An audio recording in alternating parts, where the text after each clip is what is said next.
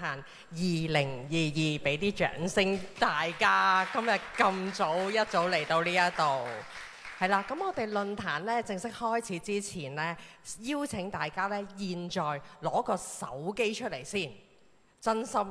現在攞個手機出嚟先，我哋有2個步驟嘅。首先將個手機調去靜音模式啦，係啦。咁咧因為咧方便我哋今日咧嘅流程啊嘛。第2個更加重要嘅，去 Facebook， 係啦，去 Facebook， 然之後搜尋翻我哋大會，係啦 ，World Freelancers Alliance 嗰個世界自由工作聯盟嗰度。跟住會揾到乜嘢呢？第1個 post 就已經係啦，就係我哋現場做緊嘅直播啦。咁啊，希望大家咧都幫忙咧分享出去，因為可能你有啲朋友即係今日啊，即係各樣嘅原因未能夠嚟到現場，但係佢可以 online 睇噶嘛，係咪？因為今日咧嘅話題咧就真係好好嘅，好有即係令到大家好有啟發啊，好多資訊㗎。咁今日咧總共會有3位嘅演講嘉賓啊，咁樣。咁稍後咧仲會有圓桌會議啊，咁樣節目都好精彩啊。係啊，咁啊，所以誠邀大家咧就將個直播分享出去，多謝晒大家。我係今日論壇嘅司儀簡芊芊，歡迎大家嗌我做芊芊啦。咁喺呢度咧，首先咧都向大家介紹一下我哋主辦單位啊。世界自由工作者聯盟咧喺2019年8月已經成立㗎啦，咁啊提供咧行業聯繫同埋組織一啲活動啦，會邀請咧科技嘅精英、商業嘅領袖咧去分享技術同埋市場嘅趨勢㗎噃。咁亦都會組織研討會啦，去參觀同埋探訪嘅嗰啲公司啦，同埋幫助傳統嘅商業生態咧邁向新時代，全球嘅生態咧促進合作，並且咧為政府嘅經濟政策咧作出貢獻㗎噃。咁咧今日咧我哋論壇呢3個環節裏邊咧嘅主題咧就係自由工作者大展拳腳，元宇宙技術發展嘅趨勢嘅。呢個時間我哋有請世界自由工作者聯盟聯合創辦人蘇陳明先生致歡迎辭，有請 Peter。大家好啊！咁啊好多謝大家即係咁早就過嚟啦。咁啊，琴日咧我就好成功舉辦咗呢2節嘅。咁咧就係行內嘅精英咧就介紹咗趨勢啦。咁第2咧就係我哋係琴日好即係重點講嗰 AI 同埋大數據嗰啲，就 IoT 嗰啲嘅。咁啊，所以咧就係吸引到好多反應，因為呢啲就係我哋而家一路趨勢去緊嘅。咁啊，你睇到咧，我哋線下啦，我哋有一個新嘅 lifestyle， 即係自由工作者出現。咁今日就好高興，因為線上咧，大家都好清楚啊，呢個元宇宙亦都係我哋線上一個所謂生態嘅平台嚟嘅。咁啊，所以呢度咧又係冒出一個新嘅商機。咁啊，所以就係好歡迎大家咧，今日咧有機會咧就可以聽到我哋自己嘅 lifestyle 嘅新方向，同埋我哋喺線上嗰個新嘅 business model，OK 冒出嘅商業模式。咁啊，我就唔阻大家啦。咁啊，可以喺線下，但陣間咧就可以大家分享。咁啊，個程序就係我哋有3個 speaker， 每個 speaker 20分鐘。咁咧就之後咧就有一個 round table discussion。咁啊，由即係個 speaker 講答問題啊，咁樣大家可以參與嘅。好，我俾翻阿芊芊，多謝芊芊啊。Thank you, Peter。多謝你哋嘅掌聲啊！可以拍掌拍得開心啲嘅，係啦。Well, sorry, Leo, Noah, 就 I hope you understand Cantonese. A little bit, OK. Jack 係隔離做翻譯 ，OK 係，因為唔可以講咁長啊嘛。好，跟住我哋馬上現在咧就開始我哋嘅論壇環節啦，啱㗎啦，就係大家多啲掌聲互動參與。你聽咗講者嘅分享咧，其實佢會即係可以記住你有啲咩問，咁稍後咧喺圓桌會議嘅時候咧，你哋都可以多啲互動啊嘛。好，咁啊，第一個嘅題目咧就係元宇宙嘅生成內容啊。咁咧元宇宙而家都係一個即係好新但係又好熱話嘅 topic 啊。咁其實究竟係咩嚟嘅咧？咁以下落嚟咧就可以知道啦。所以咧先邀請大家掌聲有請喜悅共同創辦人劉達文先生。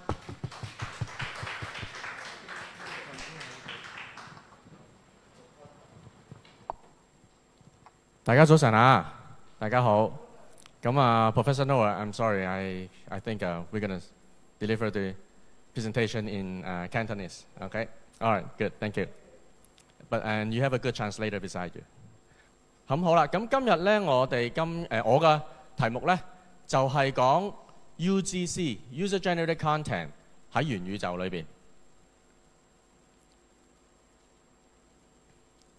咁嗱，首先咧我就想同大家分享一下一啲基本嘅資料啦。咁究竟好多時候咧，大家都可能有聽過blockchain 啊、metaverse 啊，同埋 Web3。咁究竟係咩嚟嘅咧？又或者點樣有咩分別咧？咁一個簡單嘅分法。咁 from 一個 technologist 嘅 angle 去睇呢件事咧 ，blockchain 咧其實就係一個 technology 嘅 building block 嚟嘅，係純技術嘅。咁佢可以有好多唔同應用，但係 blockchain 其實就係一個 technology。Metaverse 就係一個 use case。咁其實咧佢就可以喺好多佢應用咗好多唔同嘅 technologies。咁但係咧某程度上嚟講咧，你見到好多唔同嘅 metaverse 咧，其實都係好 similar 嘅 use cases 嚟嘅。咁一啲統稱。咁第三 Web3 咧就係一個 revolution 嚟嘅。咁我哋有 Web 一，有 Web 二，咁而家去到 Web 3啦。咁 Web 3咧其實就係由 blockchain 帶到我哋叫 Internet of Trust， 即係因為有 blockchain 呢個技術融化咗落去 Internet 裏邊咧，就將我哋 Internet 由 Web 2.0進化成為3.0，咁啊將 Trust 同埋 Truth 呢兩個好重要嘅 elements 咧帶咗落去 Internet 上面。咁喺 Metaverse 裏邊咧，其實有我好似正我咁樣講啦，其實有好多唔同嘅 technology 融合埋一齊嘅。咁但係最主要就係將我哋 reality 同埋個 digital world 咧 seamlessly 咁樣 combine 埋一齊。咁裏邊有我哋會用到一啲AR 啊、VR 啊、3D 啊、blockchain 啦、AI 啦，有好多而家有好多啲 live streaming 啦、create 唔同嘅 digital twins 喺入邊啦。咁所以你見到其實好多唔同 technology 咧 bundle 喺元宇宙裏邊咧 Metaverse 裏邊係會應用得到嘅。咁呢一度係到我之後講 UGC 嘅時候都好大關係嘅，就係因為佢有好多唔同嘅 technology package 埋一齊，所以個 content generation 係比較複雜嘅。咁而喺元宇宙裏邊咧有幾個特性嘅 key 嘅 technologies 嘅，咁一個就係我哋叫做 immersive output 啦，即係話我哋平時睇嘢咧就可能係大多數都係喺一個 screen 度單屏去睇嘅啫。咁但係而家喺元宇宙咧，你見到有啲 MR glasses 咧就係雙屏嘅，雙屏嘅意思就係每一隻眼有一個屏嘅。其實你戴上 goggles 嘅時候，你可能會 realize 得到咧，其實每一隻眼咧你係睇緊一個唔同嘅螢幕。咁每一個左眼同右眼螢幕唔同，咁其實佢睇緊嘅內容都係有少少唔同，咁啊從而個立體感咧就比起睇一個螢幕咧係高出好多倍嘅。咁第二就係 input 啦，咁 input 咧就係以前我哋就坐定定啊，用 keyboard 啊，用 mouse 啊咁但係喺元宇宙裏邊咧，我哋 input 咧就會用好多 sensor 去取代咗啦，咁變咗咧你真係喐，你轉頭啊，你揈手啊，已經變成為轉化成為一個 input， 令到你個體感咧已經 digitize 咗，令到你嘅用戶體驗咧提升。咁呢個都係元宇宙嘅一啲 key 嘅 technologies 啫。咁另外一樣嘢就係喺元宇宙裏邊咧就會有啲 AI 或者 simulation 或者 physics engine， 令到我哋嘅 input 會有一個好直觀同我哋實體世界裏邊好 similar 嘅 output， 咁從而令到我哋覺得好似真係入咗去元宇宙裏邊咁樣嘅。咁 last but not least 咧就係喺元宇宙裏邊咧一定就會有role 同埋 ownership 比起實體世界嘅轉變，又或者係相同內容。咁個 key point 就係你喺元宇宙裏邊做嘅嘢咧，你一定要有啲 ownership， 有啲 monetization， 即係可以賺到錢嘅。咁呢一個係喺元宇宙都係一啲 key 嘅 technology。咁好啦，咁我哋對於元宇宙有多咗少少嘅理解啦。咁跟住之後我就想分享一個 key 嘅 concept 啦，就係 content is king。咁呢個其實就大家都知道啦。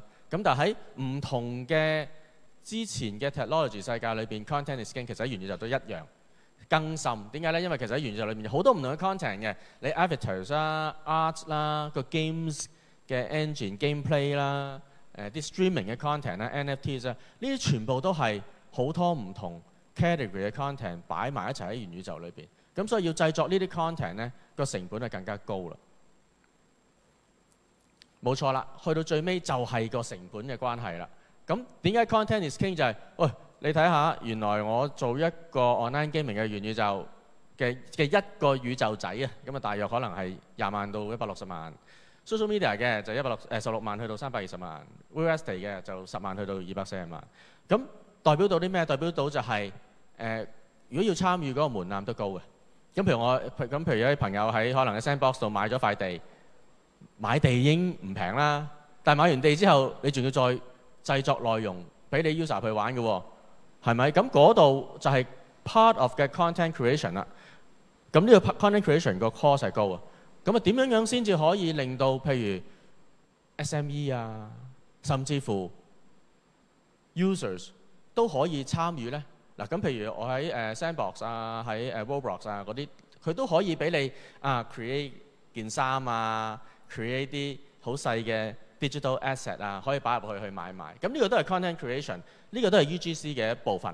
咁但係呢部分就屬於少少咯嚇。點樣可以將呢一樣嘢再去擴大啲，從而令到個元宇宙嘅內容生成係可以有一個爆發性嘅增長呢？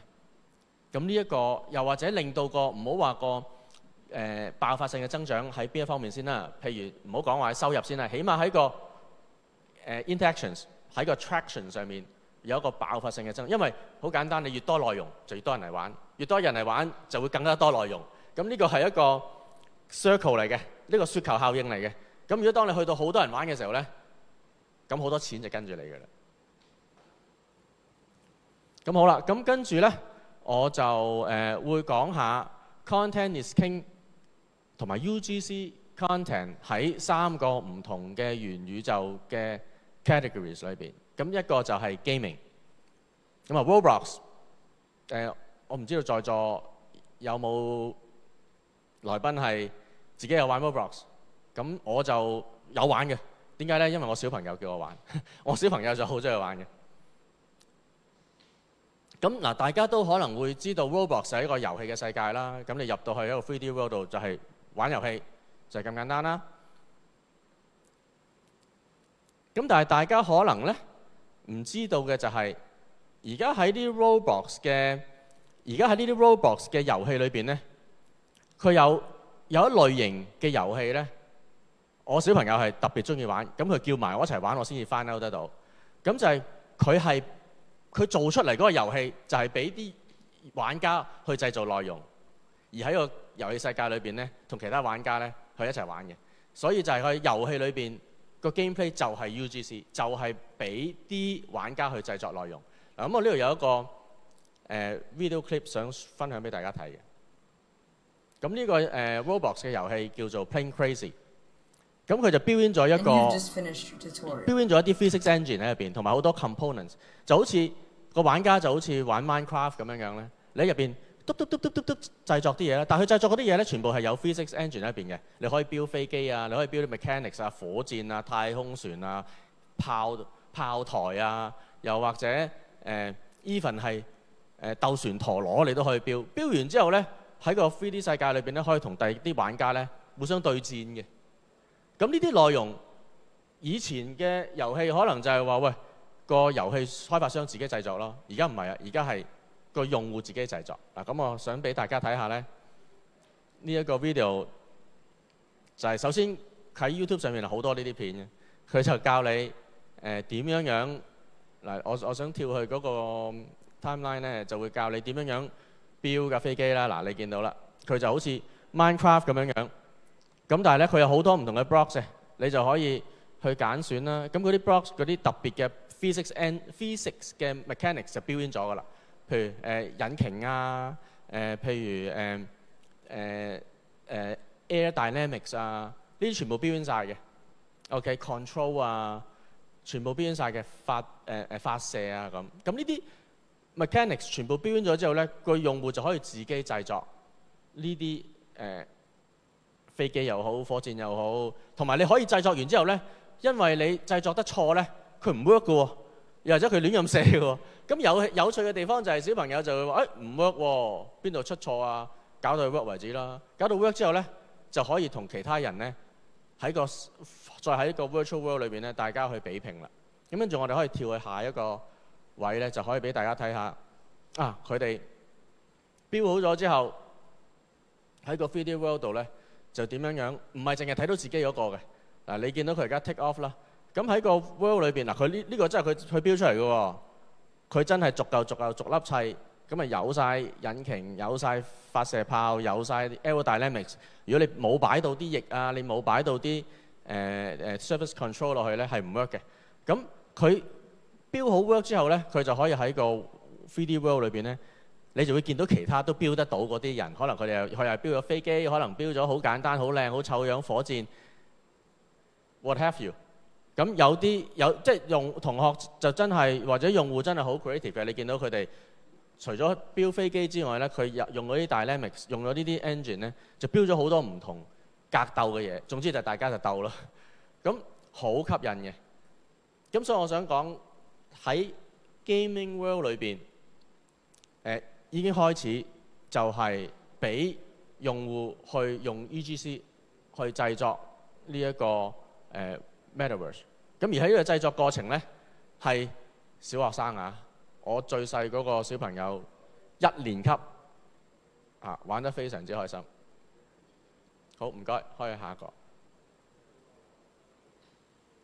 嗱，咁正話就係 UGC 喺 gaming world 裏邊啦。咁而家就係 UGC 喺 Fusion Art 度。嗱，Fusion Art 咧同一般嘅 art 我哋唔同嘅地方係咩咧？就係我哋講緊係一定有實體嘅 art piece， 我哋再製作佢嘅 digital twins， 呢個為之 fusion art。咁如果你話我淨係 digital art， 譬如好似 CryptoPunk 咁樣一個 digital pattern， 咁嗰啲就 pure digital art。咁但係呢一個 use case， 我想同大家分享嘅咧就係呢個本身係一個 fusion art 嚟嘅。咁即係話你見到所有嘅art pieces 咧，佢都有實體版本喺度嘅。OK， 咁你而家見到呢個純粹係一個 virtual digital twins of 嗰啲實體畫。咁而個 DIY element 喺邊度咧？就係每一個畫作都係作家或者 curator 自己擺落去，自己製作。咁同埋佢唔係淨係擺幅畫上去咁簡單嘅，佢仲有好多 digital annotation 去介紹幅畫嘅。咁啊令到嗰個用戶體驗咧係好唔同嘅。你真係覺得好似可以同個作者去溝通嘅。咁我下一版咧就有一個 video 俾大家睇下咧，就係去到一個 extent 啊，呢個 user generated content 咧係簡單到咧小學生都做到。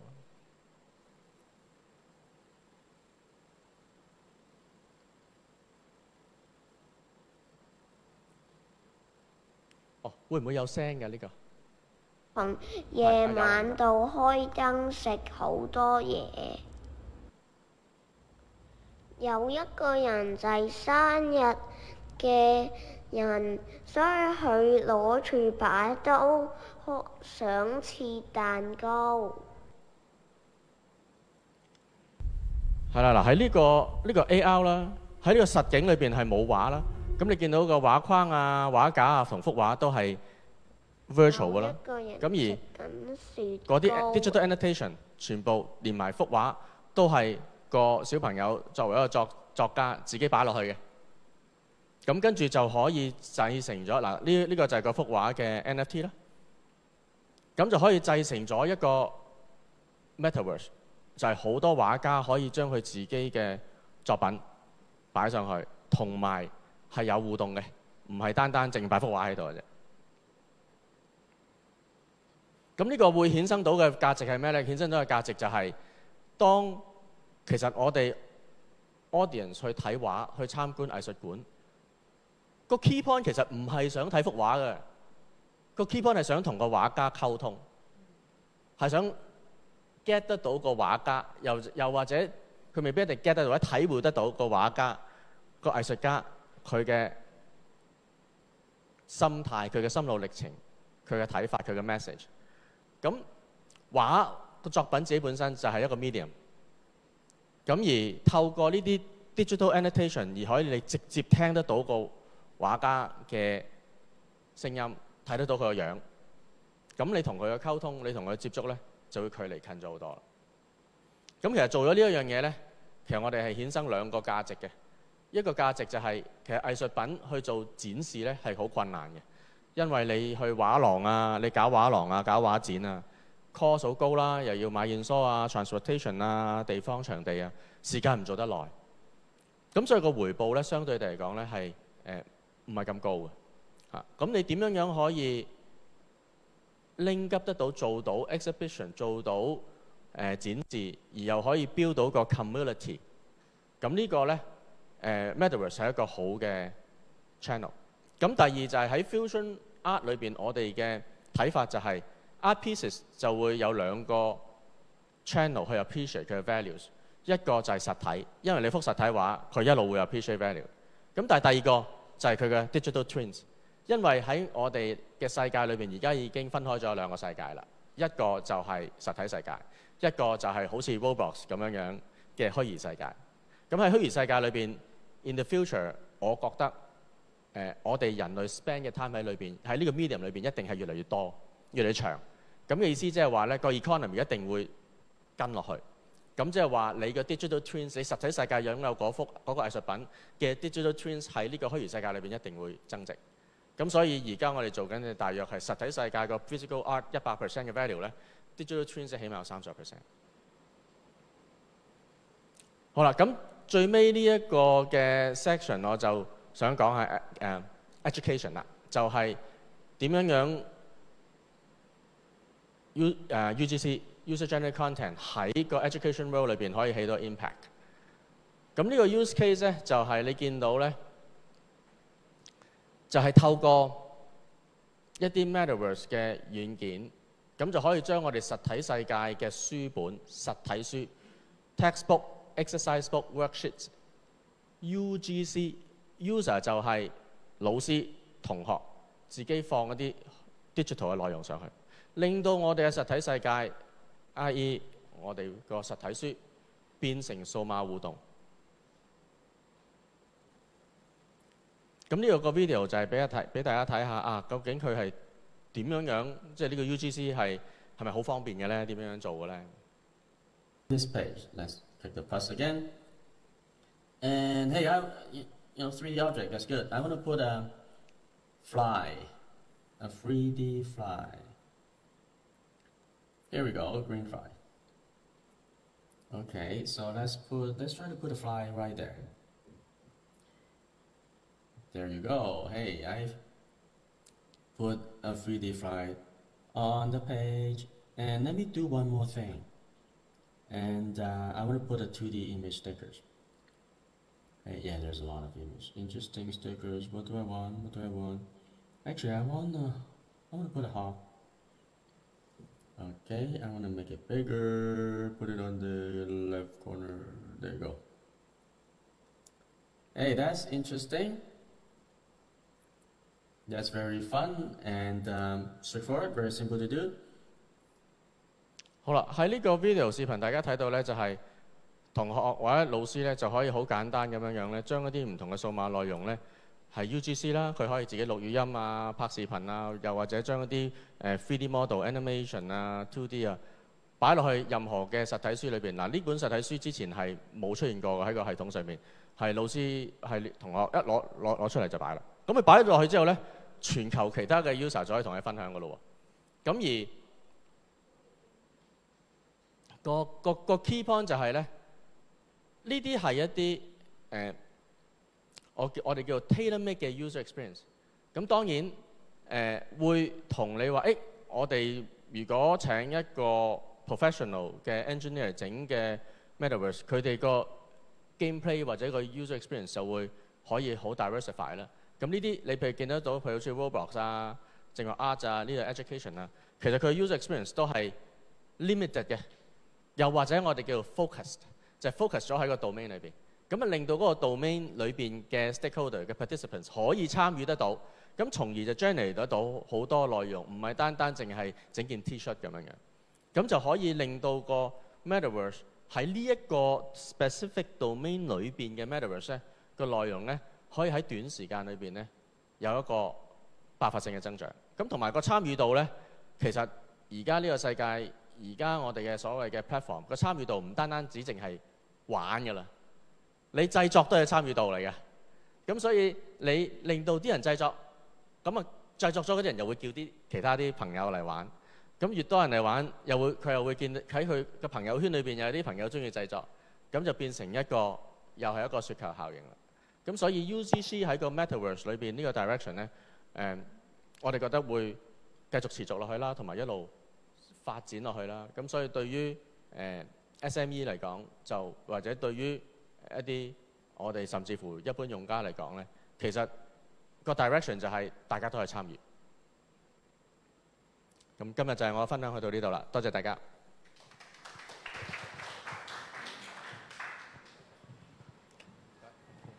Thank you， 多謝 Leo， 唔該晒。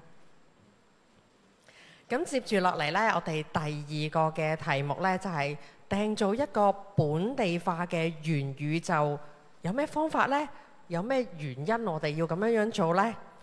掌聲有請以下呢一位嘅演講嘉賓，佢嚟自數語城元科技有限公司創辦人及行政總裁尹維安先生，掌聲有請。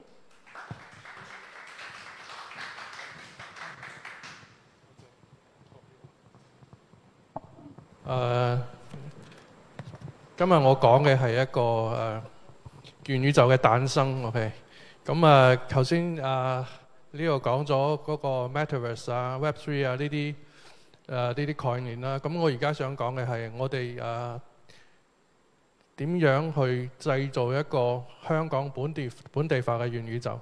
但係我哋嘅切入點呢，唔係為 game 嚟做嘅，我哋係為商業化。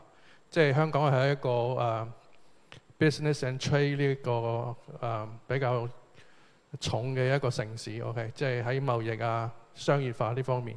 所以呢，我哋要用元宇宙為香港嘅，或者係為咗大中華地區嘅公司企業喺呢一個元宇宙裏邊點樣去賺錢，或者點樣去推廣自己。呢個係我嘅創業嘅初衷啦。咁開始之前呢，我想邀請大家睇下呢一個video， 2分鐘嘅，咁可以講晒所有我哋要做嘅嘢。OK。Hey, I'm Jason, the CEO of ZooCity. What's ZooCity? It's a replica of Hong Kong, but in the metaverse and with unlimited possibilities. We've vetted.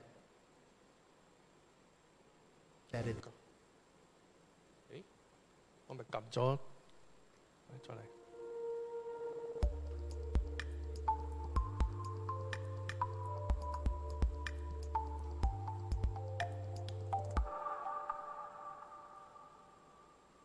Hey, I'm Jason, the CEO of ZooCity.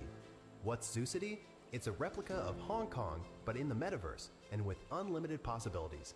We've vetted the most professional and dedicated team, and together, we created the first virtual land ownership platform replicating the megacity of Hong Kong. When we say ZooCity has unlimited possibilities, because people can trade assets, learn, earn, hang out, and have fun with others from around the world.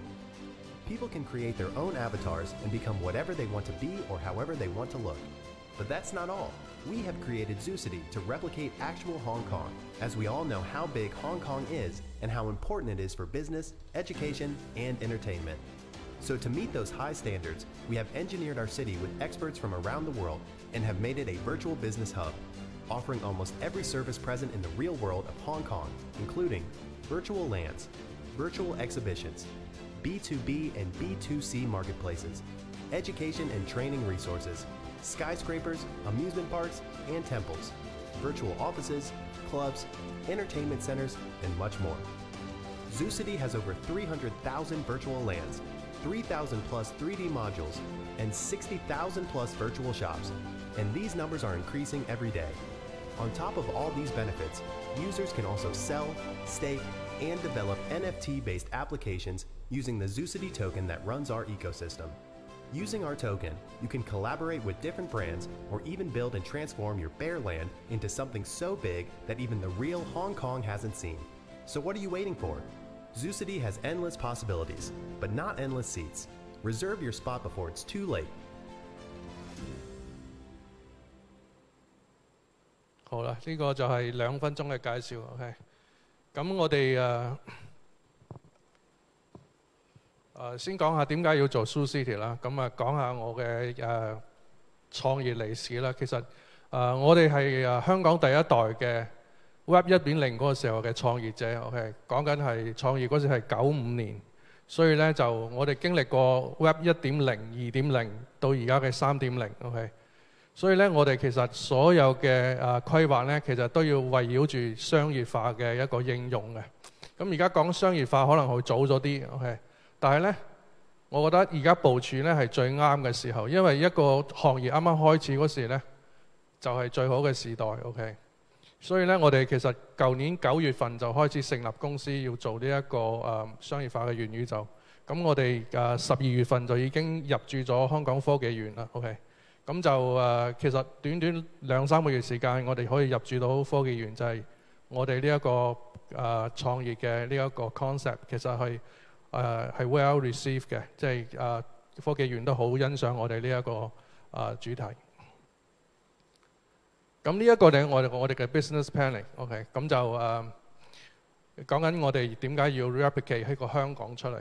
咁我哋而家見到嘅所有嘅 metaverse 咧，全部都係 from nowhere 嘅。可能一個 no name 嘅 city 或者一個 unknown 嘅星球，咁好多人喺裏邊 create 一個 metaverse。咁裏邊咧其實主要都係做 game 嘅。咁呢一個咧係都符合internet 嘅發展，因為啱啱開始 internet 1.0、2.0嗰時咧，其實 game 係最早進入呢個玩家嘅目光嘅。但係咧最後我哋會發覺所有嘅發展咧，其實都係朝住商業化嘅發展，因為商業化嘅發展先至令到大眾會參與，包括機構啦、個人啦。咁呢啲人咧係先至有消費能力嘅，咁先至可以把呢一個行業帶到一個正嘅軌道，就係大家喺裏邊可以賺錢、可以揾錢、可以做推廣呢方面嘅工作啦。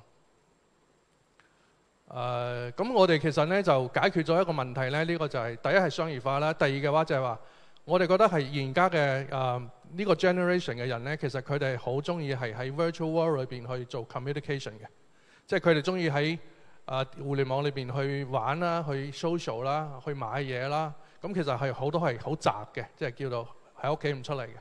咁咧香港又係一個好細嘅一個地方啦。咁其實每個人其實佢嘅居住環境咧好細嘅。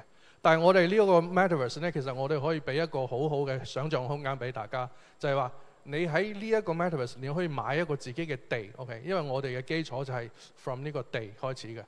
咁佢買咗地之後呢，咁佢其實可以起自己嘅一個佢喺現實社會裏邊可能做唔到嘅嘢，或者買咗個別墅啦。咁可能99.9%嘅人都可以買唔起一個別墅喺香港。咁其實佢可以喺我哋呢個 metaverse 呢買一個地，咁去建佢自己嘅一個 house 啦，或者一個大平層啦。咁佢喺呢一個空間裏邊呢，佢可以邀請佢啲 friend 嚟開 party 啦、睇電影啦、喺度傾偈啦 ，OK， 喺度飲酒啦、咁唱歌啦。其實呢啲呢，就係一個未來嘅社會、個人社會或者公司社會。其實佢裏邊都應該有一個咁嘅一個 facility， 可以令到佢可以喺呢一個世界裏邊 communicate 嘅。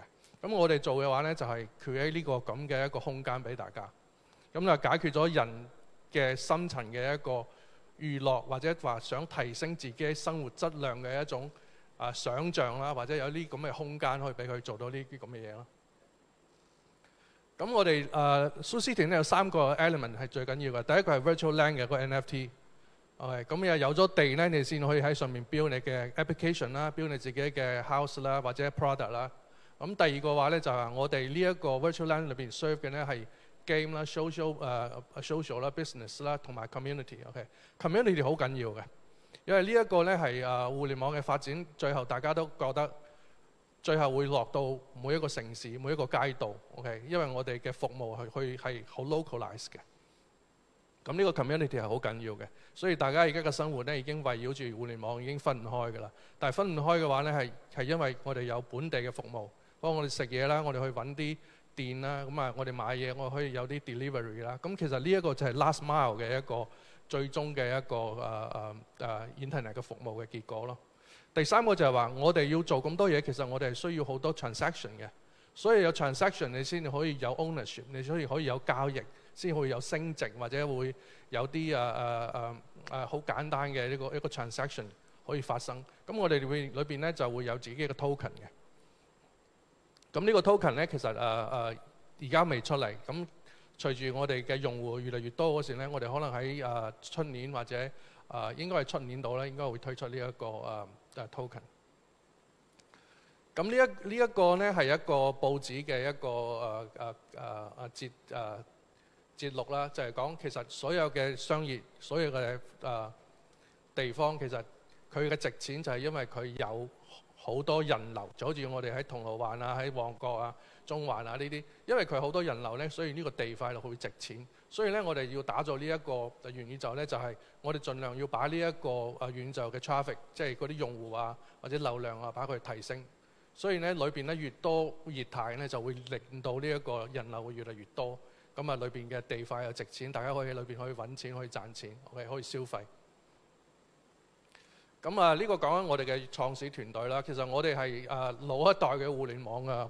我哋唔係90後，唔係00後，我哋係70後或者係60幾年嘅人。OK， 但係我哋係經歷過所有 Internet 嘅時代。OK， 包括我哋萬國商業網啦，我哋係做 B2B 嘅，當年係同阿里巴巴競爭嘅。咁啊，京東啦，咁啊呢個係我哋嘅以前啲天使投資人。咁我哋當年都睇過京東呢個 project。OK， 最後投咗佢。唯品會啦，呢個係大陸京東唯品會都係大陸好出名嘅，呢啲 website 都有幾億人嘅用戶嘅。OK， 包括 China，OK，China.com 係香港最老一代嘅互聯網嘅第一個 Internet 上市公司。咁啊，所有下邊呢啲 AT&T 啊，咁啊呢啲係 Internet backbone 嘅嗰個 provider。咁啊裏邊我哋都有人喺裏邊。OK， 包括58同城啦、Email Vision 啊呢啲做 email marketing 嘅。OK， 有遊戲啦、盛大遊戲啦，咁啊其實呢啲全部都係老牌嘅互聯網公司，可能喺香港大家見得比較少，但係就我哋其實香港第一代創業，但之後呢就去咗大陸，咁啊做咗好多大嘅平台出嚟，所以今次翻嚟香港呢，我哋亦都想 create 一個 unicorn 係一個大嘅平台，可以 serve 香港或者 serve 全世界嘅一個咁樣一個平台。咁呢個係個 roadmap 啦，咁我哋呢個係我哋而家已經做到 Land 嘅 NFT 嘅嗰個銷售㗎啦。OK， 咁就喺幾個月時間，我哋已經可以做到呢個咁嘅步驟。咁呢個我哋未來要做嘅嘢，第一個係我哋嘅一個 academy， 即係我哋覺得 Metaverse 係好新嘅一個概念，所以我哋希望 create 一個 academy 可以培訓好多人才，包括一啲普及嘅知識 ，Metaverse 裏邊點去玩，點去應用。OK， 點去賺錢？咁第二個呢，我哋有自己嘅一個 platform。OK， 我哋唔係喺啲 sandbox 啊、Roblox 呢裏邊 create 一個自己嘅 city。我哋其實呢一個 city 係我哋獨立，我哋自己擁有嘅。我哋係完全一個獨立嘅平台，所以我裏邊有好多 infrastructure， 好多產品喺裏邊。第三就係話，我哋其實主要服務嘅係商業嘅機構。OK， 一啲 B2B、B2C 嘅一啲公司，咁就其實我哋以後呢會有一個 marketplace 出嚟嘅，咁以後全香港嘅呢啲商業都可以入住呢一個空間，建立自己嘅店啊、自己嘅 store 啊呢方面嘅嘢。咁另外一個呢，就係 virtual conference and exhibition， 呢個係香港嘅最主要嘅一個點講呢？商業嘅市場啦，就做展覽會同埋 conference。咁我哋以後呢都會有呢啲咁嘅 virtual conference 同埋 exhibition 呢啲咁嘅3D 嘅空間出嚟，俾全世界嘅人嚟睇呢啲咁嘅嘢。第五個呢，就streaming media，OK， 同埋 live broadcast。因為因為 Metaverse 咧，其實佢裏邊好多 communication 嘅，好多交互嘅。咁呢啲咧就係其實同 streaming 啊，同嗰啲現時對話啊呢方面好有相關嘅。包括裏邊有啲 virtual person 啦，或譬如話我哋去一個 shop 嗰時，佢其實應該有一個人嚟 serve 我哋嘅。我哋問佢嘢，佢可以回答我哋嘅。咁呢啲就叫做 virtual person 或者叫做 digital person。咁呢啲後邊咧係 AI 嚟嘅，但係咧就表現形式咧可能就係一個 avatar 一個人。但係佢裏邊係一個好大嘅個 knowledge base 嚟嘅。咁而家嘅講緊嘅 ChatGPT，佢後邊都係啲咁嘅一啲data。咁呢一個我哋亦都會係去做。咁呢啲係我哋嘅一啲競爭對手啦。咁啊，雖然我哋好新，但係呢啲都做咗都幾耐嘅。但係佢哋同我哋分別就係話，其實佢哋係以 game 為主嘅，同埋佢哋係唔係代表一個真正嘅城市。咁我哋而家 SuCity 咧，其實係代表香港呢個城市，所以我未來就想把香港 Metaverse 咧就等於 SuCity 呢一個咁嘅一個概念。呢個係啲 Virtual Land 嘅呢啲 marketplace 啦，咁同埋佢哋嘅市值啦。其實大家都睇到，其實過去1-2年咧，其實佢哋嘅 trade volume 都好大嘅。咁雖然而家咧個市道唔係咁好，咁啊因為有個 hype 有啲 bubble 咁啊。而家可能再沉澱落嚟，咁我覺得其實係一個好事嘅，因為而家喺呢個 market 最 down 嘅時候，我哋做呢啲咁嘅嘢呢，其實已經冇得再 down 噶啦，我哋只會向上行，唔會再往下行噶啦。同埋加埋香港而家嘅政府嘅支持啊，各方面嘅嘢，所以我覺得呢個係個 right time，OK。因為我哋當年做 internet 嗰時，我從96年開始做 internet， 一直都做到好辛苦，做到99年呢就有公司上市，咁就好多香港公司呢上咗市之後呢就見到呢個 internet 有利可圖啦，好多上市公司就投咗好多呢啲 internet 嘅公司，咁啊令到2001年嗰時咧就有一個好大嘅 bubble， 包括香港啦、美國啦，咁嗰陣時好多公司之後都執咗，因為嗰個 user base 冇咁多，佢哋唔知道點賺錢 ，OK， 咁就2001年嗰時咧就有一次嘅 internet 嘅一個 bubble，OK， 咁呢2年其實都有呢啲virtual currency 啊，或者呢啲 digital asset 咧，其實都有一個 bubble。咁而家已經 wipe out 咗90%或者70%幾嘅嗰啲 bubble 噶啦。咁啊，我覺得而家開始嘅話咧，應該係一個好嘅時機去入呢個行業去做翻啲嘢。OK。咁啊，大家睇到呢啲 land 其實都嗰個價格都好 crazy 嘅。OK。最大嗰個一個 land 講緊係90幾萬美金。OK。最平嗰啲都而家都去到1-2萬港紙。OK。呢啲就係呢啲唔同嘅land 嘅呢啲 price， 所以呢一個咧其實係 hype 嚟嘅，呢係2001年7月份，即係其實講緊係舊年嘅時間。咁而家呢啲價可能已經跌咗一半或者跌咗70%都唔止㗎啦。但係呢個跌幅咧，其實唔會阻止佢未來嘅發展，因為我哋仲有好多 user 未入去呢個 metaverse， 未入去呢一個 Web3 嘅空間。講緊而家我哋成個 internet population 可能玩呢啲metaverse 嘅人，可能只係有2% 至3%。OK， 咁呢個係我哋嘅地。OK， 我哋嘅地呢有5個 class， 講緊係Supreme、Platinum、Gold、Silver、Bronze。OK， 咁呢啲地咧就個 size 都唔一樣嘅。OK， 最大嗰個係100米乘100米。咁喺香港100米乘100米嘅地應該唔係好多，其實都係算係最大嘅地嚟㗎。咁呢一個我哋嘅 land 嘅 price 啦，咁由1個 ETH 到15個 ETH。咁如果我哋把呢啲地全部賣晒嘅話，咁其實都有成10億美金嘅收入。OK， 呢個我哋嘅一個 dream 嚟嘅。咁但係我覺得使3-5年時間，其實應該可以 achieve 到呢一個 goal 嘅。OK， 呢個係我哋嘅啲 investor 嘅 pitch 嚟嘅。咁所以我今日都可以好快跳過。OK。咁SuCity Hong Kong 咧係我哋嘅第一個 model。如果我哋成功嘅話咧，我其實可以把呢個 model 複製到全世界好多地方嘅，包括Tokyo 啊、Seoul 啊，咁其他嘅超過1000萬人口嘅城市，其實呢一個 model 係可以複製嘅。咁呢啲係我哋嘅高管啦，咁technical 啊各方面我哋都好有經驗。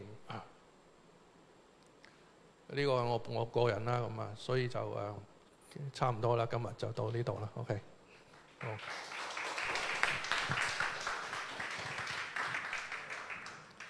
Thank you, Jason。Now we have pleasure in inviting Professor Loha, founder of Helios AI, to deliver his talk.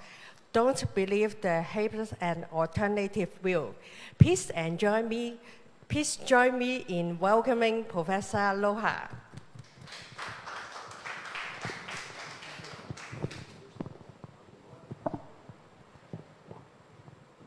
Good morning, and thank you for coming out. My Cantonese is basically zero, so I'll be doing this talk in English. Thank you for understanding. We've seen an NFT bubble take off like nothing we've ever seen before, except maybe the ICO bubble that happened a few years ago. Before we dive in, briefly about me, I got involved in cryptocurrency in 2012. Started working in finance and technology. I've been director of some hedge funds that invest in crypto. I also write code, and I've written technology behind some blockchains. I've developed some NFT tech as well. So I have a unique position that I've seen this industry from the business side, from the investment side, and from the raw technology side.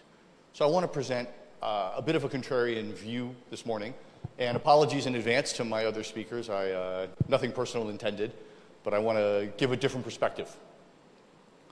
Right, okay, so what exactly is an NFT? We hear the word a lot, right? It stands for non-fungible token.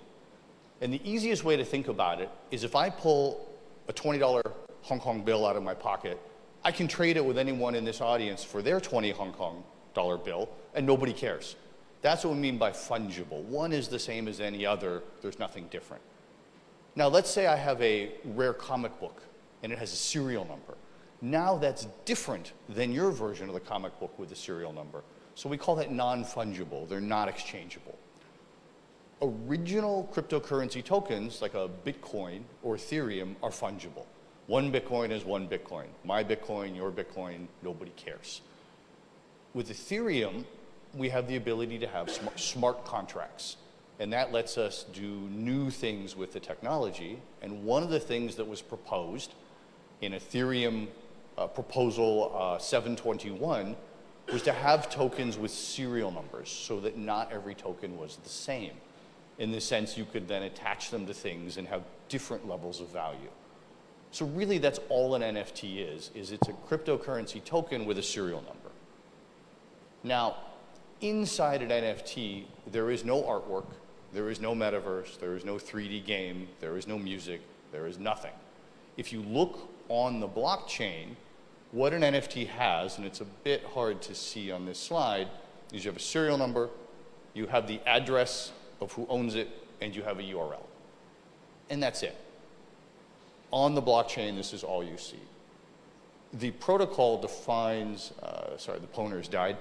The protocol defines the URL. You can have things like the name, a description, another URL of what the image is or what it represents.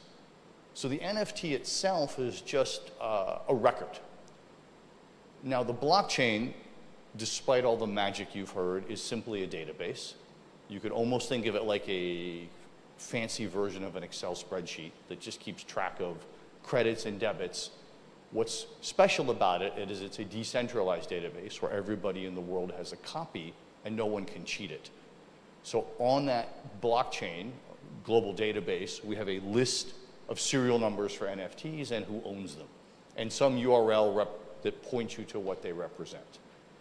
Now, that's been used for lots of things. It's used for JPEGs, it's used for assets in a game, it's used for music, it's used for registration. People are still inventing new ways. JPEGs, as we've seen, the two biggest were CryptoPunks and Bored Apes. Both of those had the premise that you now own this piece of digital art. The rights are yours. No one owns it but you. You could do things with it. They built communities so people could connect and share. But at the end of the day, it's an image. Anybody can right-click on the browser and save that image to their PC and do whatever they want with it. And you can yell, hey, I own it. I have an NFT that proves I own it. But nothing stops anybody else from taking a copy for themselves. What they did that was unique is they were very, very smart with building an online community, especially the Bored Apes. They made it very cool, and they made it exclusive. They even threw some parties at some of the big crypto conferences where you had to own the Bored Ape to get in. So they created this sort of, I don't want to say false sense of community, but they created this level of you're only a member, you're missing out if you're not a member, unless you buy this NFT. One of the big things that drove the bubble was this piece of art by a very famous artist named Beeple. He took a photograph of himself every day for many, many years, and he combined them into an image, and he made it an NFT. Sotheby's sold it for $69 million US, which of course drove a huge bubble. Because if I'm a salesman, I'm going to say, look what happened to Beeple's NFT. I now have World Freelancer Association artwork that we all drew, and you should buy it now because maybe the one you buy will be worth millions next year. So you better get in quick. So this sale drove a huge industry of everything from honest people trying to sell art to some of the biggest scammers and dishonest people in the world. Now, does anybody know who this is? Bit of a quiz for the audience. Okay, this is Mr. Ponzi. The Ponzi scheme, show of hands, has anybody heard of a Ponzi scheme? A couple? Okay. Ponzi scheme was actually named after this guy, who was one of the best con men in the world, and developed the idea that you take the new investors' money to pay the old investors. So as long as new investors come in, there's always cash flow streaming in. And so if you invest, what you want to do is then get everybody to invest underneath you. And as long as that keeps rolling, people get rich. Here's a nice little tree diagram that shows you how Ponzi schemes work.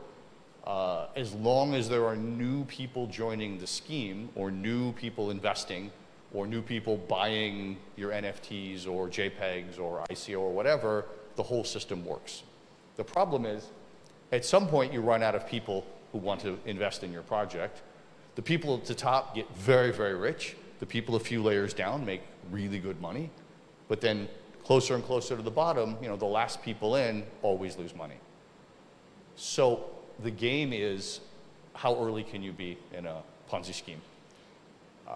I know one group of investors, I'll give away a bit of a secret here, I hope they don't get upset, where they actually studied these and said, wait a minute, can we identify the Ponzi schemes that will be successful early, so we can jump in early and we can exit early, even though we know it's a scam? That's fine, as long as we're not the last people. So that's even an investment strategy now. Ponzi schemes, in a sense, have become normalized, where people think, of course it's a Ponzi scheme, of course it's a scam, but if we time it earlier than the other people, we can still make profit. I think that's a horribly unethical way to do business, but it seems to be one of the trends. And I hate to say it, but NFT is the new trend driving Ponzi schemes. It's been done with weight loss things. It's been done with long distance telephone minutes years ago. It was done with gold and precious metals. You can look back through history. Every 5 or 10 years, there's a new get-rich-quick scheme driving Ponzi's.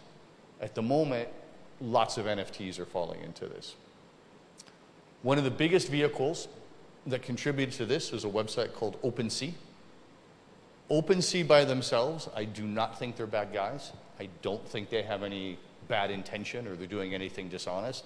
They're a platform, but the platform opened the door for all of this NFT Ponzi scheme. Right? It's basically a free NFT marketplace. Today, you can go draw a few photos on your PC or generate them or take pictures of your friends or something around Hong Kong. You can upload them to OpenSea. They will automatically generate an NFT token for you on the blockchain, and they will manage the sale of it like an online marketplace, and they'll take a commission and you can sell your NFTs. They do all the technology, it's all automated, you just push a button. The problem is anyone can do it. So now OpenSea is flooded with hundreds of thousands of NFT projects. The challenge has become not is your technology good, not is your artwork good, but how good is your marketing? The entire thing is reduced to a marketing game and a game of building hype. And people are really good at that. One example, and I don't have a slide for it today, someone made NFTs of drawings of rocks. Literally a rock NFT, and they're very ugly, quick pictures a 10-year-old kid could do. but there were only, I think, 75 of them. And they hyped it so well, they sold for millions US at the top to hundreds of thousands US at the bottom for a picture of a rock. There's no value. It's not even an asset in a game. We can't use it in places like ZooCity or other digital worlds. It's useless. But people bought it because of the Ponzi scheme. I can sell it to the next guy down the line, so it doesn't matter what I pay for it. In finance and academia, we refer to it as the greater fool theory. Yes, I'm a fool to pay this much, but as long as there's a bigger fool than me, I can make profit. And everyone's betting on that, and that's part of the sales pitch. Buy it for me for a crazy price, because then you can sell it to somebody else for an even higher crazy price. And that drove a ton of the NFT bubble. The other thing OpenSea did that was brilliant and evil at the same time is they enabled a mechanism to allow the creator of the NFT to make a small commission every time the NFT changes hands. This is not part of the ERC 721 NFT protocol. It is not part of the blockchain. It is not built into the standard smart contracts. It is something OpenSea sort of backwards inserted themselves. So if I make an NFT of, I don't know, picture of a Hong Kong tram, and I sell it to Peter, he pays me, and then Peter sells it to his friend Joe later, I get a fee. And then Joe sells it to somebody else, I still get a fee. As the artist, I can make commission forever, which means I have an ongoing incentive to hype this thing. So does everybody else down the chain, because now you're sharing revenue, and it starts to look exactly like this thing, right? Now everybody in this tree has incentive to keep the hype turning, because as long as those NFTs keep changing hands, they're generating revenue. So unfortunately, what's happened in the NFT world is it's turned into a game of marketing and hype. That said, there are some legitimate use cases. There are people registering artwork. There are people trying to do good things with intellectual property. But from what I've seen, that's a very small piece of the industry. So a few ways to cheat and get rich with NFTs. The easy way is wash trading. I buy an NFT and I sell it to my friend. He sells it to his friend. His friend sells it back to me, right? You might have 5 or 10 people and a few different wallets, and you just keep selling the NFT amongst yourselves. And what happens is people look at the statistics on chain and they say, wow, for the Noah NFTs, look how fast everyone's buying and selling, they're trading, the price is going up. It might just be me and 10 friends just making a fake market. Very common, done a lot. People now have software tools that go and look for this, try to play detective and find the wash trading. And then there are wash trading software bots that try to outsmart, and it becomes this game of cat and mouse of trying to catch the wash trade, hide the wash trade, and it drives a huge amount of the NFT bubble. The other way we can scam are fake sales. This is a smart one. I create 1,000 NFTs. I sell 900 of them slowly to my friends and accomplices. They maybe sell them a little bit. So 900 of these NFTs are, in a sense, fake sales, wash sales going around me and my friends. And then I have 100 left. I sell those 100 to the public. And you say, look at the 900 we sold last month. Look how hot it is. Look at all the stuff going on. There's only 100 of them that were ever sold for real. And I just pocket the money and go home. I got rich, right? Number 3 is a bit more clever. It's a bit more subtle. You create a community. Discord groups are one of the big ones, right? There's a community of us. We share a common interest. We're all freelancers. So we're all in the club. We have our club NFT. You're not a member. You don't belong. And our community is going to do big things. And our community is going to be exciting. And our community is going to change the world and support each other and so on. You pay social media experts, freelancers, to hype this thing on Twitter and social media. There are people who are experts in managing communities. They'll create 5 or 6 identities, log on, have fake conversations with themselves, build a sense of community. Maybe there's a game tied to our community. Maybe eventually we're all going to move or we'll buy some property somewhere and we can all use it for vacation. It's all hype. There's just a few consultants, fake freelancers, I hate to say it, hyping this thing. And again, it's just selling tokens. So, bit of a tangent. Does anybody know who Neil Stephenson was, or is? He was a science fiction author. great writer if you like sci-fi, and he wrote a book called Snow Crash in '92, and he created the term metaverse, and he created the term cyberspace, and he wrote this beautiful science fiction about in the future, 100 years from now, people will just put on their VR headsets and live in that VR world. So the idea of a metaverse, the idea of cyberspace and the VR world is not new, right? This author, William Gibson, one of the hottest sci-fi writers in the last 20 years, wrote a series of books, Neuromancer, Count Zero, Mona Lisa Overdrive, etc. And from back in the 80s, he's talking about metaverse and cyberspace and virtual reality and in-game currency and tokens. So all this stuff is old. In the 80s, there was a big hype around VR was coming, and the technology was horrible. I remember playing with some of it. The headset's blurry, would give you a headache, 300 pixel resolution. But already people were fantasizing about some virtual reality world. It's always been very romantic. But the technology hasn't happened yet.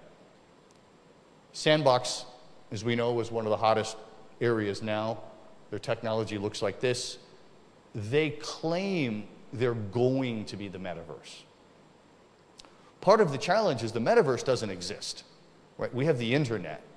Many companies, big and small, have claimed, well, our little corner, our few servers we set up in the cloud will eventually be the metaverse, and everyone will have to come over to our platform, and then we'll be the big one. So you should buy property in our metaverse first. You should buy assets in our metaverse first, because eventually we'll be the big one. There is no proof behind that. There is no way of knowing who's going to become the Google or the Amazon of the metaverse. It's all hype. And they're all marketing this because it's a game. Now, the other big claim you're going to hear is Web3. I would argue Web3 is another hype and a marketing term. The best explanation I can come up with Web3 is this, right? Web 1, the companies, New York Times writes a news article, it's on a website. South China Morning Post publishes an article on a website. They make their money from ad revenue, no problem. Web 2 was brilliant. Facebook, Twitter. You guys create the content. The company will sell the ads and make money from your content. The users do all the work on Twitter and on Facebook. They don't do anything, but they make all the profit. So people said, well, wait a minute, that's not fair. So Web 3 was, okay, we generate the content, but then we want to monetize it. If you're using my photo on your website, you pay me. If you're reading my blog article, you pay me. NFT is somehow tied to Web 3. I guess if you have the NFT representing your content, you can somehow prove it's yours and get paid. But NFT is not Web 3. If anything, it's a small tool to help some of this Web 3 generation happen. Part of the problem with Web 3 is nobody wants to run their own server. Nobody actually wants to have decentralized content. People are lazy. So I'm a bit hesitant on Web 3. Only a few minutes left, so I'm going to go more quickly.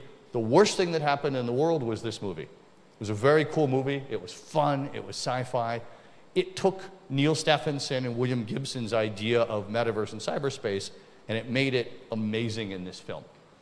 Now, all of the salesmen, the hype, the scammers, etc., said, wait a minute, there's going to be this. Any year now, this amazing metaverse that you saw in the movie is going to happen. So you better buy your in-game assets now. You better grab your land now. We're the company. Buy our NFT. And this is driving this massive bubble. But the metaverse, this doesn't exist yet. We don't have it. We're 20 years away from this at best. Facebook tried. They spent billions. Secretly, Facebook's losing a ton of money. Their advertising doesn't make profit for most companies. I did a paper on it years ago. So they're desperate to pivot. They're desperate for a new business. So Zuckerberg spent billions with the best technology in the world and the best coders, and his metaverse looks like this. It's horrible. So if this is the best Facebook can do, I don't think we're going to get to Ready Player One anytime soon. So now what, right? What do we do with these things?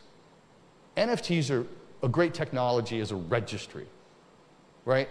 If I want to register a contract, if I want to show intellectual property, maybe my transcript from university, maybe my club membership, my citizenship, having some registration on the blockchain that I own something is fantastic, and that's good technology.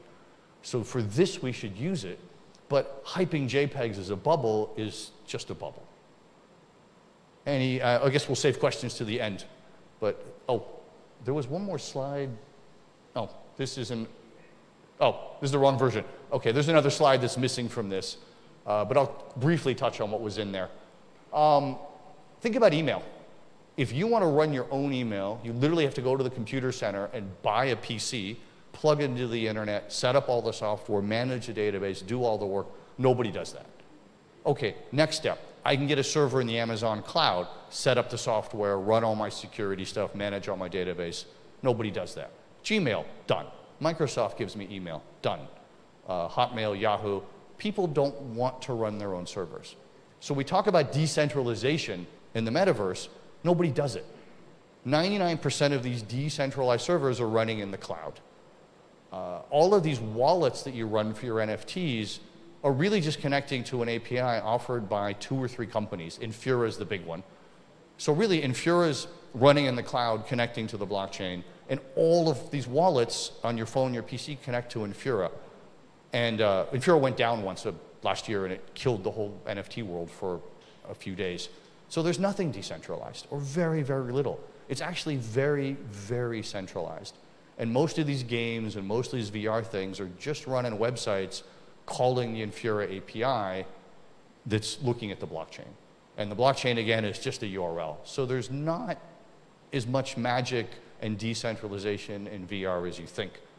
Hopefully, we'll find better uses in the future, but for now, this is where we are. Thank you.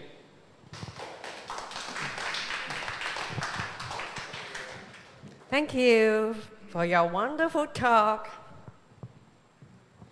好，咁咧，我哋咧3位嘅演講嘉賓咧都完成咗佢哋分享啦。咁而家咧就係咧嗰個圓桌會議嘅環節嚟嘅。咁先有請圓桌會議嘅主持啦，就係香港電腦商會主席、元宇宙產業聯盟創會召集人許建亨先生。啊，係喎，仲要擺凳喎。咁啊，擺咗凳先。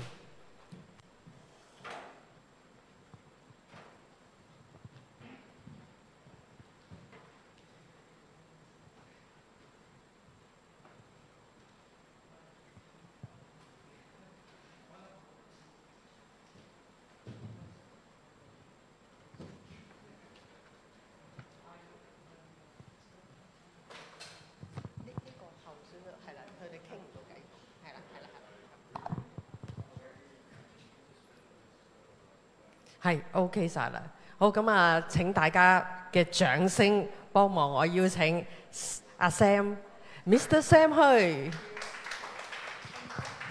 係啦。跟住咧，仲有咧，請坐先，係啦。跟住咧，當然要邀請埋今日咧3位嘅演講嘉賓啦。掌聲有請 Leo Lau 同埋 Johnson Wang， 我影緊相嘅，係啊。Once again, let's us have Professor Loha coming to the stage to join our open forum.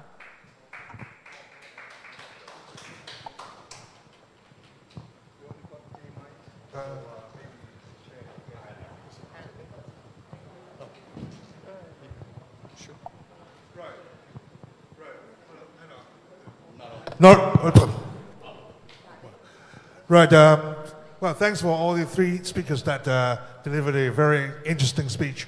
Then shall we conduct that in English? Thank you so much. Yeah, right. So you guys okay with English, right? So we just start some conversation, based on our speakers sharing. But before that, and I had a conversation with a friend in China, talk about the metaverse, Web3, this kind of stuff. And we were thinking about, like China, actually, they're putting a lot of investment and effort in promoting metaverse in different provinces.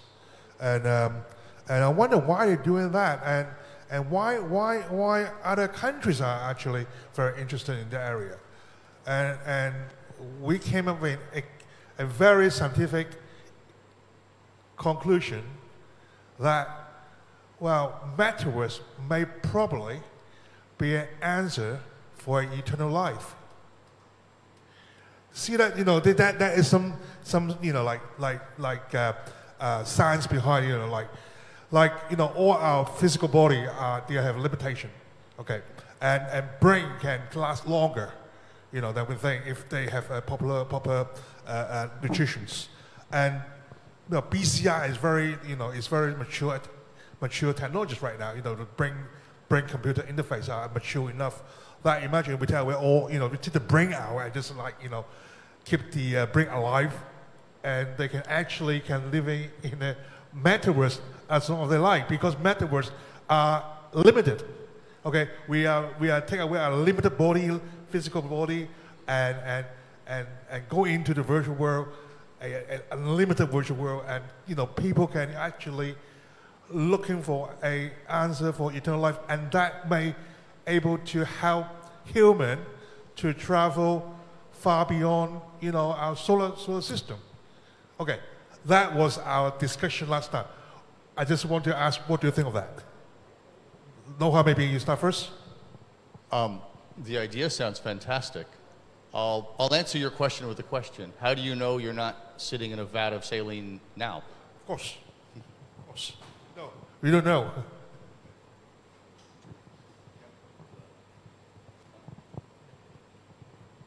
Yeah. I want to elaborate a little bit about the ever lifting in the world, right? I once imagined that maybe we can upload our mind into the cloud of ancestors.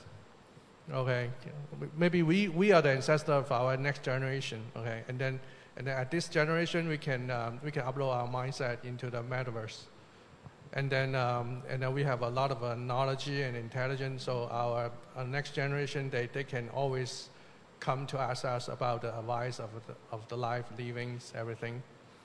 And then I think that's the knowledge that we can build. But I'm not sure that if we can live, forever, with metaverse, But our knowledge, I think our knowledge can live forever. And then we can save our knowledge, and then using the chat, GPT, and then to how to say that, to collect our knowledge and then interpret that into our next generations. Yeah, I know, but knowledge, is more like a database, right? Yeah, it's like a database. I think if you're actually using your brain, keep your brain alive, as long as it can last, that is not just a storage, it's a CPU actually running. Yeah, I think this is a very interesting idea, and taking from a scientist angle, engineer angle, I think unless a quantum computer becomes reality, right? Otherwise, if we wanted to model our neurons and the thinking process, like Sam said, right? So the CPU, the computation power to replicate every single mind in the world is huge, it's humongous, right? So simulation is a different story, right? Simulation will dumb down the whole thinking process into very simple logic, but that's not. I don't think that's what you're talking about, right? So and also I don't think, from my knowledge at the moment, that even we can monitor some of the brain wave right now, but it's still far away from capturing our neuron process individually, right? And we still haven't mapped out the whole mind, like the whole brain, how it works in terms of doing hypothesis and conceptual mapping. So I think we're still quite far away from that, but that's a good, I'm sure, future is the future. We don't know what happens. So that's definitely a possibility. Right, yeah. I mean, there was just a crazy idea, and I think that is good that everything, why the world moving, because somebody has some crazy idea. That's why you can move forward.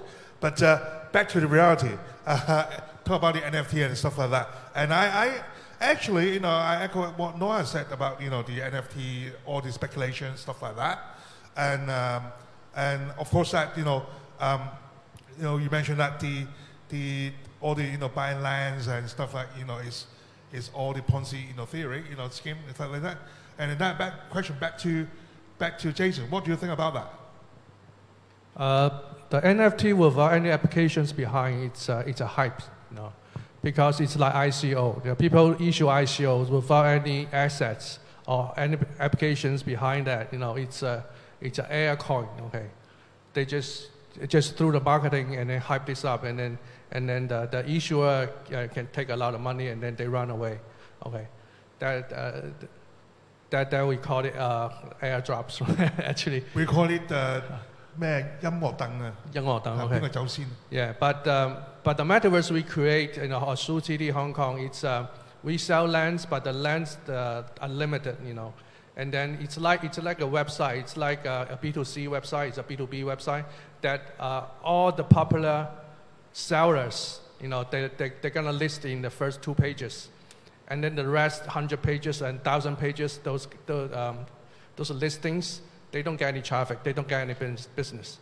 So that's why we want to create this limited space metaverse and to promote all those popular products or services.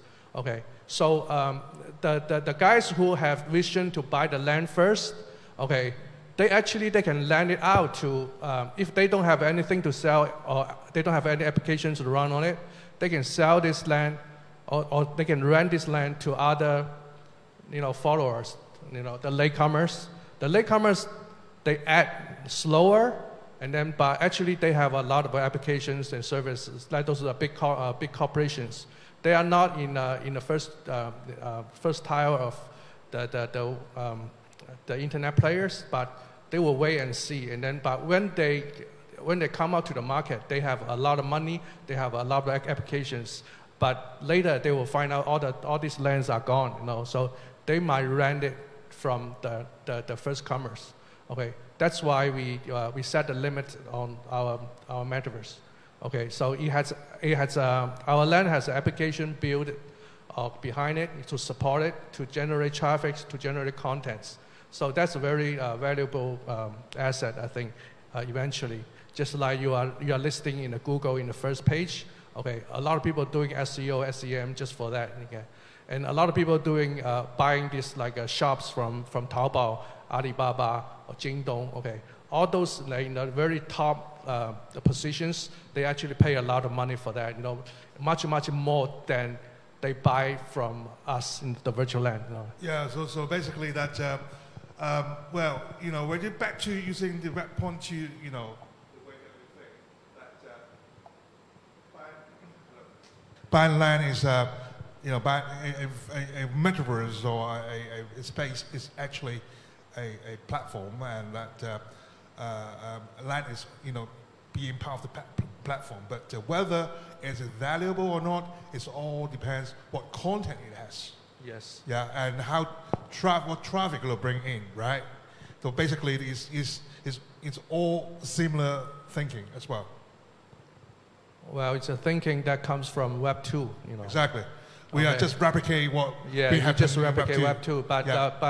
But Web 3 we have this smart contract. We have NFT. So the user, they can buy and they can trade. Okay, they can own this kind of asset. Yeah. So that generate income for them. So that's why we said Web 3.0 is an age of internet of ownership. So where the users does have they say for their data and all the asset digitally. Yeah. Right. So okay, back to the question for Leo. That I saw that you have put the some price tag on the development of game, your game platform, the DIY metaverse things, right?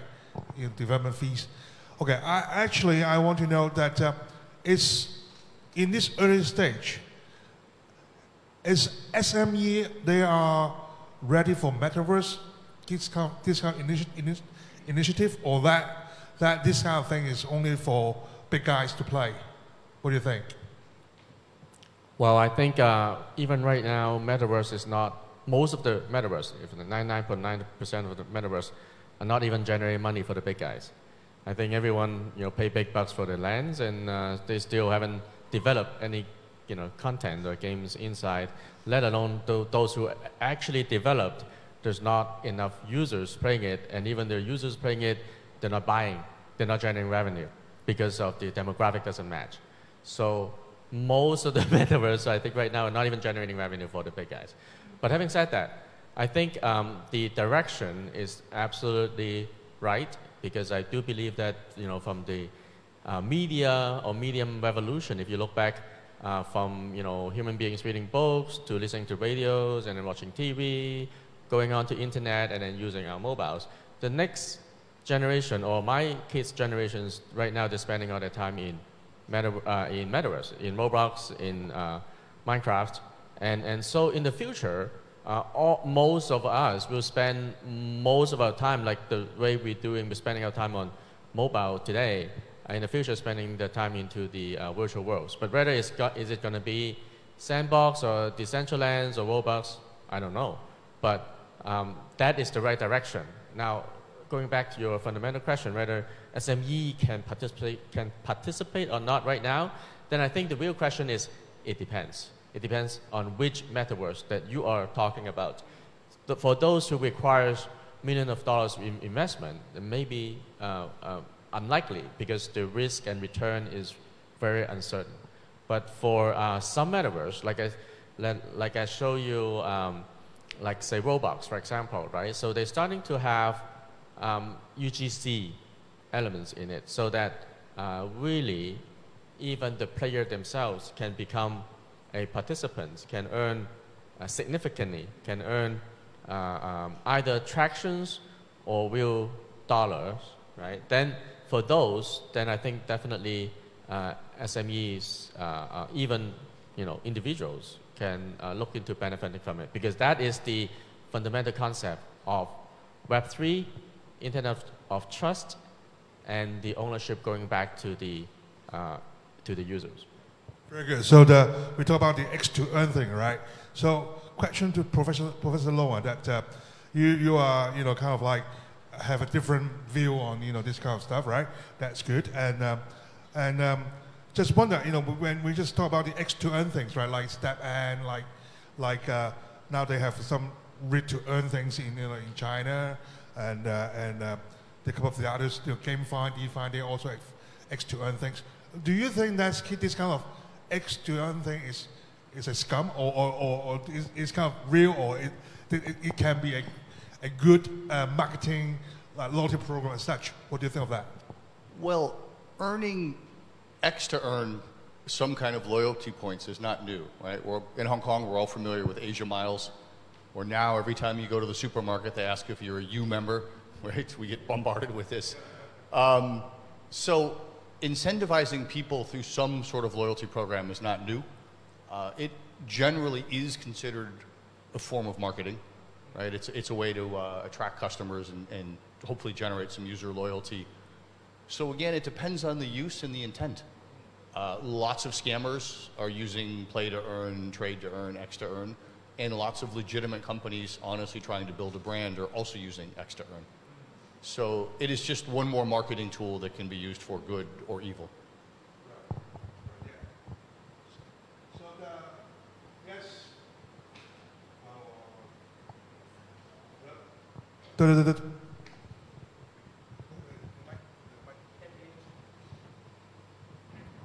Wow, very interesting discussion this morning.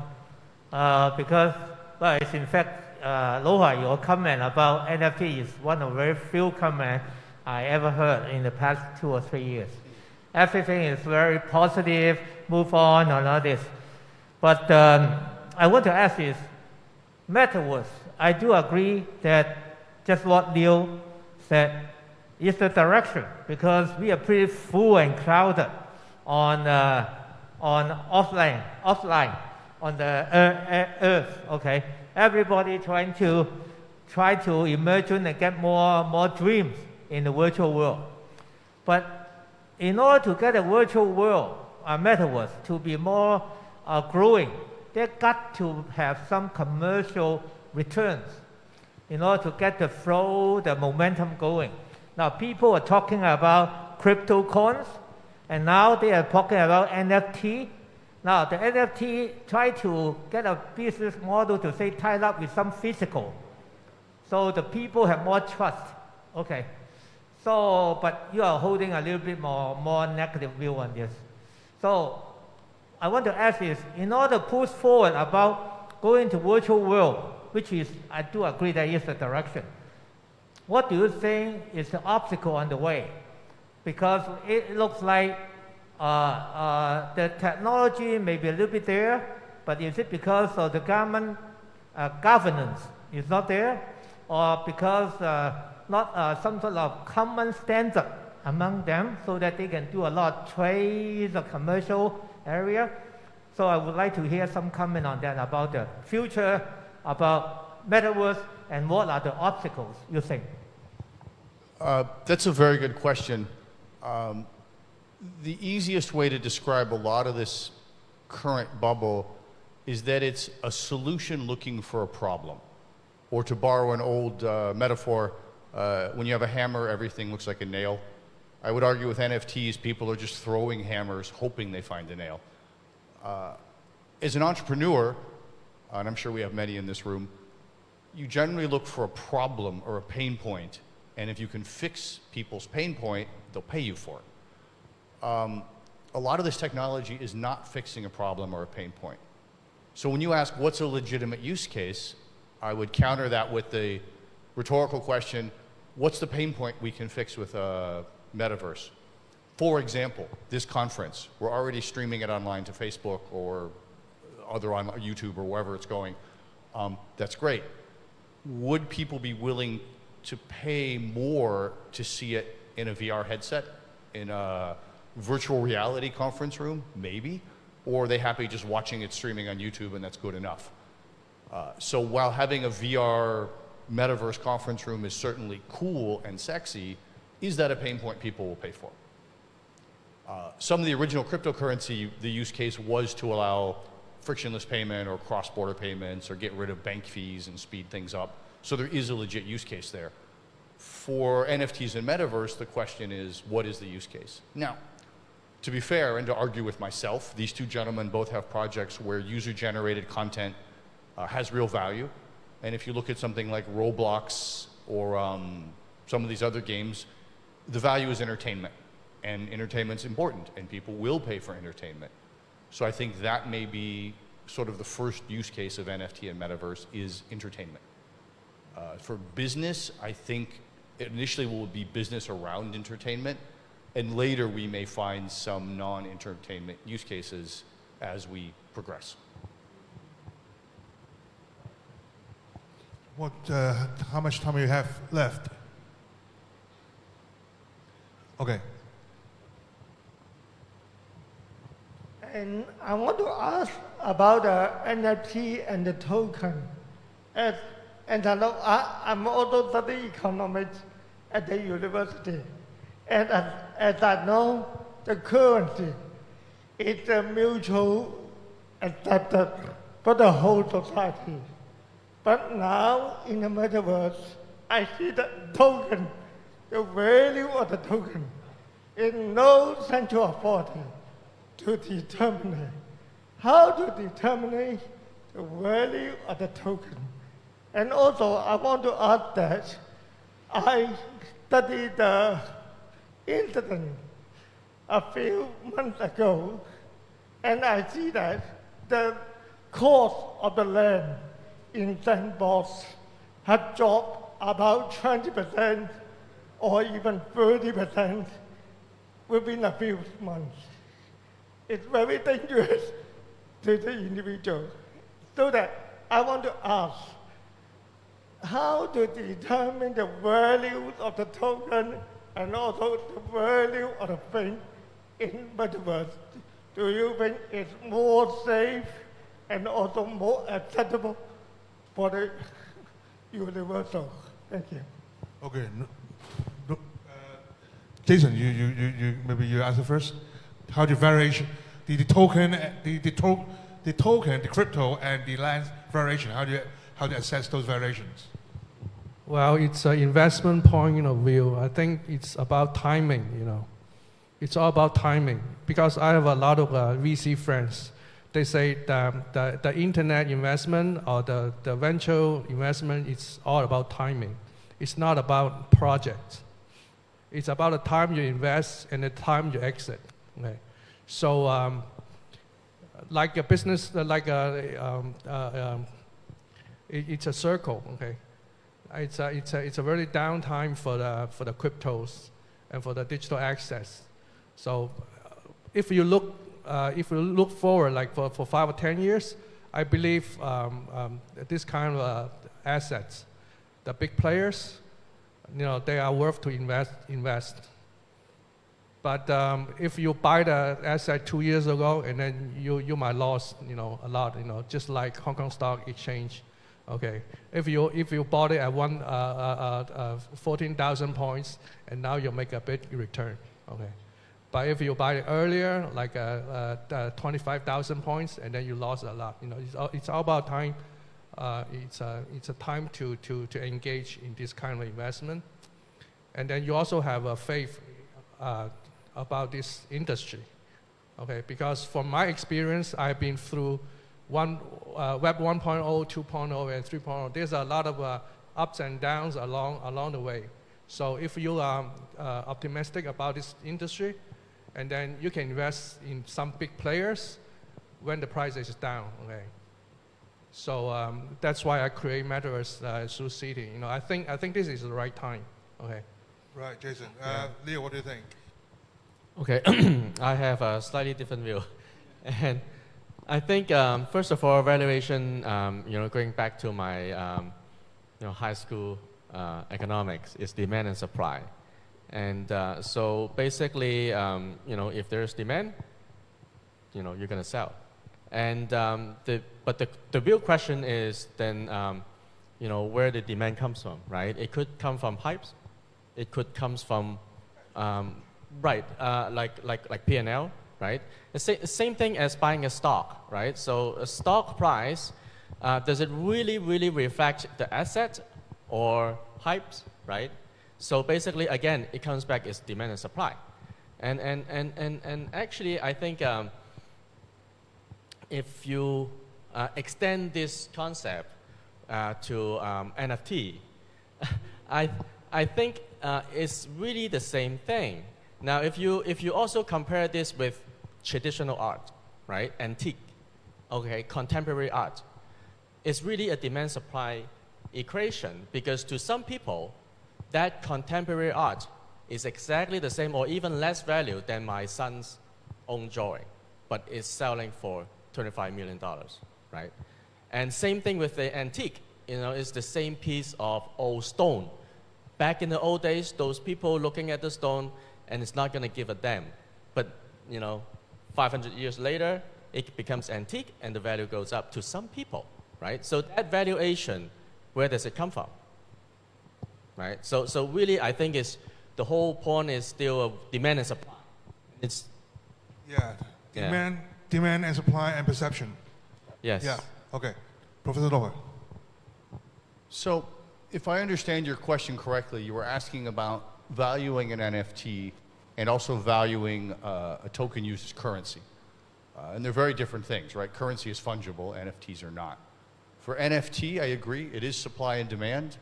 As I mentioned in my talk, I think you have to be careful that a lot of the demand is not fake or manufactured and that it's real demand. And then it is an issue of timing, right? Even if it's a bubble, if you time it right, you can profit. As long as you see demand like a wave and you can ride that wave, you're fine. As far as in-game currency, that gets more complicated. That's a question of economics. And you want to look at things like currency supply, how easy it is to mint, what's the velocity of the currency, is the user base growing or shrinking? All of these currencies are highly speculative, so I would not treat them as an investment other than the few sort of major cryptocurrencies.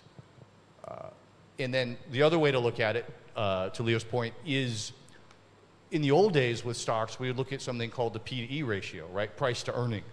In a sense, you're buying shares in a company, you're a partial owner, even if it's a tiny fraction. So you look at, well, what's, for the annual profit of the company, what's the multiple? Am I paying 2 times the profit, 5 times the profit, et cetera? For a long time now, those ratios are out of control and nowhere realistic. They're comical, but P/E ratio is a nice way to look at things. And again, you can't do that exactly with an NFT, but I think it's worth looking at some traditional fundamental analysis to get at least a feeling for it.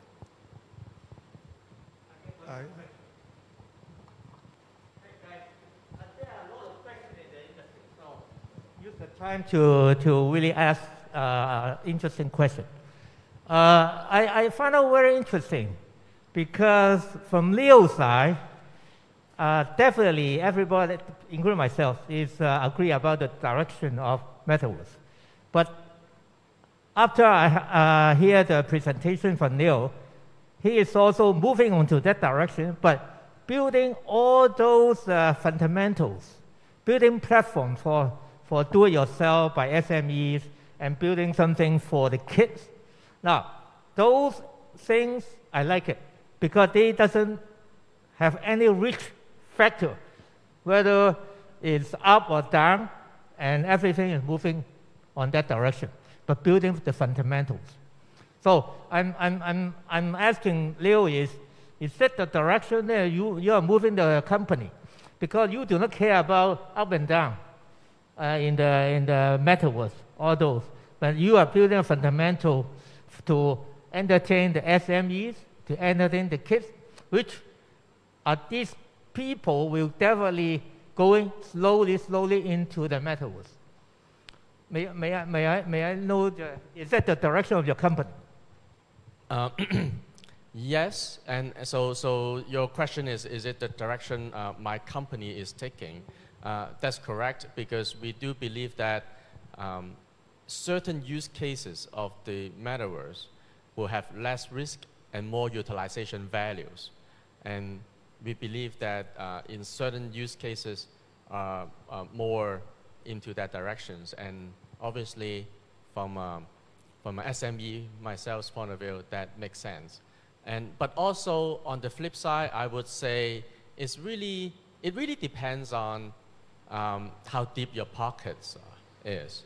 Because investors, they are very, very clever, okay? They invest into a high-risk item. Doesn't mean that it's a sure win. It means it's a diversification.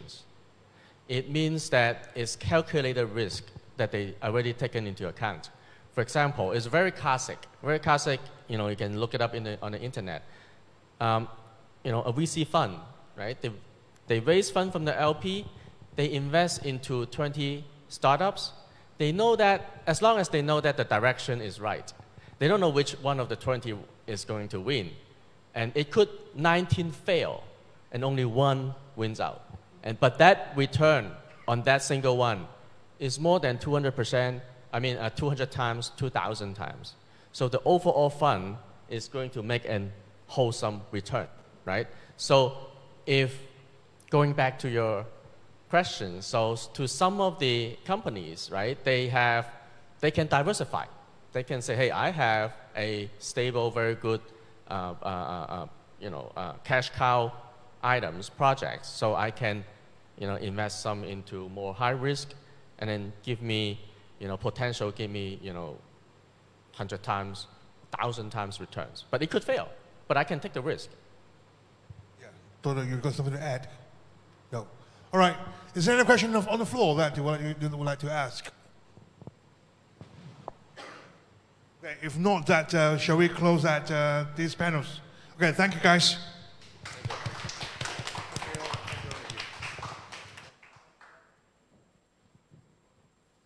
Thank you. You may return to your seat below now.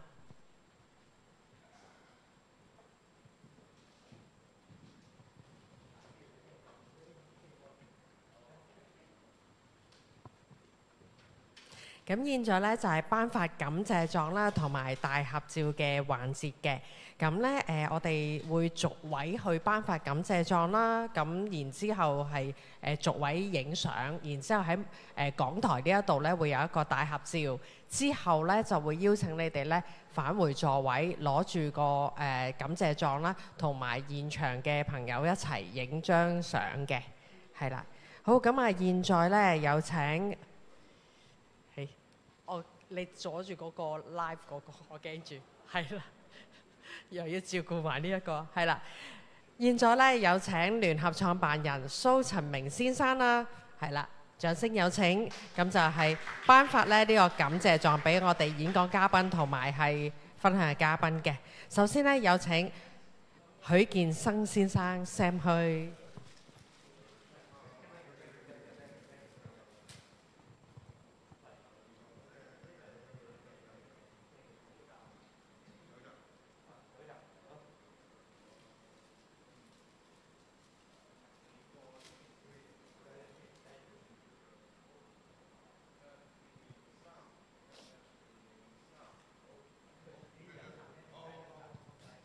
係，繼續有請劉達文先生，你要撈。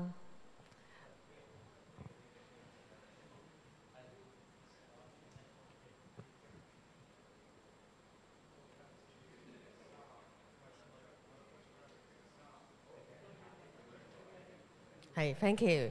繼續係有請尹維安先生 Johnson Wan 到舞台接受感謝狀。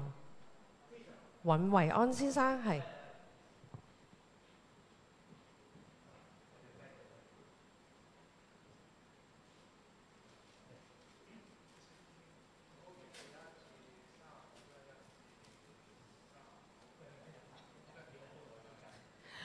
Professor Loha, please come to the stage to accept certificate of appreciation.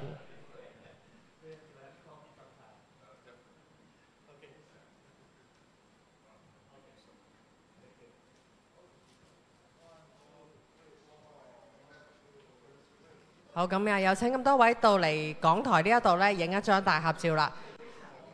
We have a good photo. 係，有請剛才3位。係啦。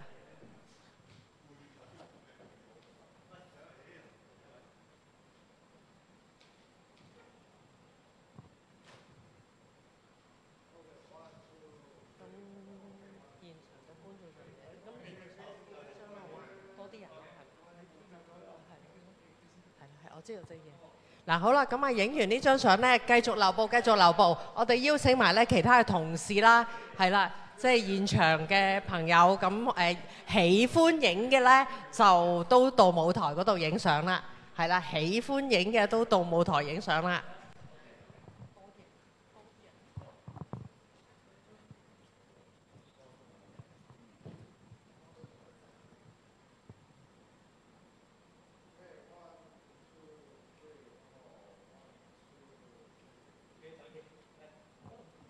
好，俾個 good 我哋今日啊，非常之好啊！